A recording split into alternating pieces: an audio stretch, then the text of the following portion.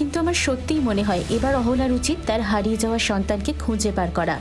এয়ারপোর্টে সম্পূর্ণ অপরিচিত মানুষদের এসব আলোচনা শুনে অহনা যেন তার হারানো মনোবল আবার ফিরে পেল।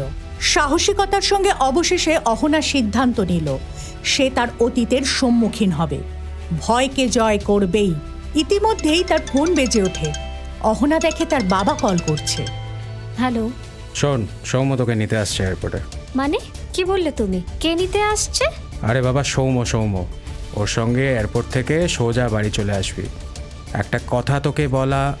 আচ্ছা এখন থাক, আগে বাড়ি আয়, তারপর সব কিছু খুলে বলবো। খন হঠাৎ সৌম্য আমায় রিসিভ করতে আসছে কেন? বাবা ঠিক কি চায় কিছুই বুঝতে পারছি না। যে মানুষটা গত 6 বছরে একটাও ফোন বা মেসেজ কিছুই করলো না, কোনো যোগাযোগ রাখলো না, সে কেন আমাকে রিসিভ করতে আসছে? আর কি এমন কথা বলার জন্য বাবা এত আর্জেন্ট কল করলো আমায়? বাবার আসল উদ্দেশ্যটা ঠিক কী?